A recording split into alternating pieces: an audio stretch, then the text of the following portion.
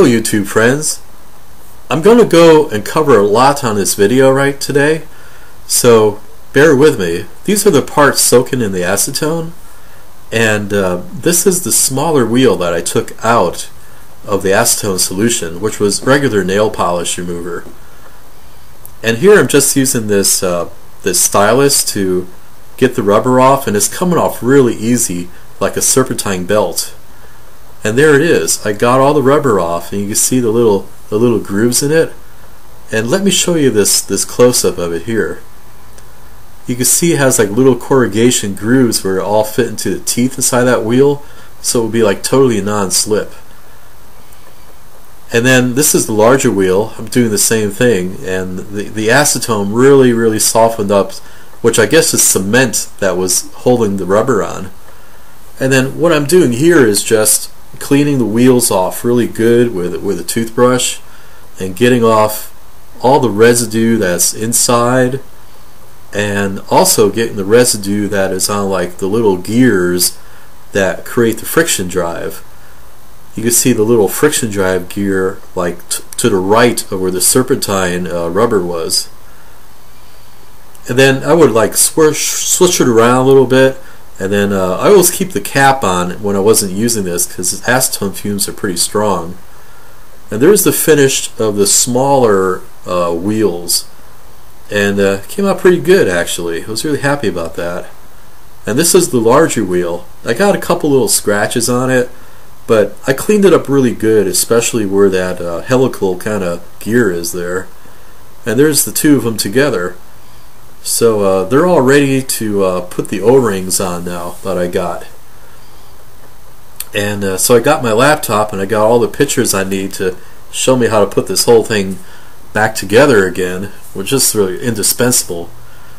And I got the first O-ring, and I'm just gonna take that little bad boy out and put it on the smaller of the gears. There you go. And you can use two hands.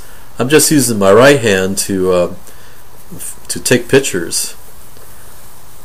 And there's the finished wheel with the O-ring on there. It actually looks pretty good, and I think it's going to work really good.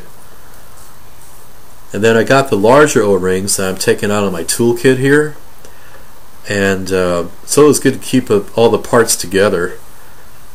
And there's the larger wheel, so I got that finished.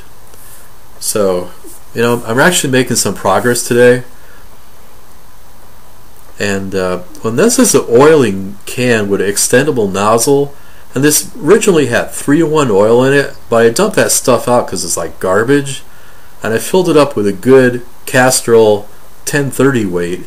And that's what I'll show you what I'm going to do here. I'm going to lubricate the bearing in the tuner and the variable capacitor, and you can extend that tube and oil it right exactly where we want it, like that. And I get just a couple drops in the bearing there, and that's all I really need. And this works really well. I'm just kind of cleaning up whatever might have dripped on there. And one thing I wanted to mention is that this capacitor was made in Jersey, and I thought like Philco made all this stuff in Chicago, but apparently not. So I'm just cleaning the track here where the band selector slides up and down, getting the gunk off of there with some acetone. And now it's time to open the box of the bushings that support the tuner. And there's a whole story there, but I got it from Renovated Radios. So I'm opening the box with a little pocket knife here. And what I'm doing here is taking them out here, and you can see I got bushings and different kinds of bushings, because some of the bushings are for my RCA 811K. So I figured I'd just order them all together for like efficiency there. And then these are the bushings I need. I got 3 of them, and I found out later I really needed 6, so I had to order some more. And I'll show you a little later, but this is a close-up here of what the bushings look like. And the next picture here coming up is actually the bushing for the 811K, and you need 4 of those to support the tuner and the motor in that radio. And those are what those bushings look like. So I figure I'd just get them all together. It'll be like a better thing to do. And then this is for the cover for the shadow graph. It goes over the front of it and it kind of seals ambient light out. So then what I'm doing here is putting these extra bushings in this toolkit so I don't lose them. It's so easy to lose parts. And then, hey, I'm taking a break. There was comics in the box, so I started like reading those, and they're actually pretty good comics. And check this out, Alley-Oop. I haven't seen Alley-Oop in probably 30 years, so it was kind of nice seeing Alley-Oop again. And then you see here I have to unsolder that braid from the tuner lug there, and that's actually a nut, so I have to unsolder that first. And while I was at it, I took some extra high-resolution pictures of underneath the chassis. And look at this capacitor that someone replaced. And then here's another high-resolution photo, and that's where the coil is. And this is the band selector knob. So I took a bunch of extra pictures, and you can't take too many pictures, I'm telling you. And there's like a tube socket, and I took pictures of like all the tube sockets and all the wires that go to them. And look at how they put this capacitor in. It was really not a good job, because look at all that, the lead from the capacitor.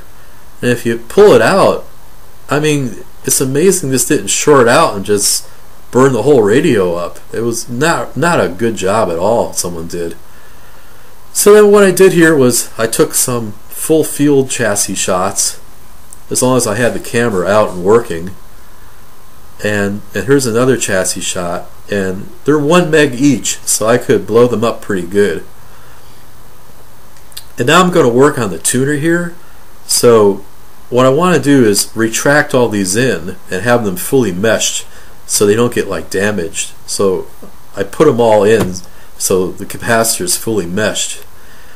And you don't want to bend those. That would be a tragedy. And now this is just a 1/4 inch drive socket, and that's what you need to take the bolts out that hold the bushings in there. So it's all like English, the radio. They didn't use metric back then, so it's just 1/4 inch. And that's the old bushing, and it looks terrible. It's just hideously deteriorated after 70 years. And then I got a bushing, and I think I got to put it under like this way. And see, I have to like order more bushings. And you see, I need another bushing to sandwich in on the bottom part like that, right there. So that's about it, folks. And then in the meantime, I'm going to order some wire to replace this wire, and I may get to that when I get the wire in.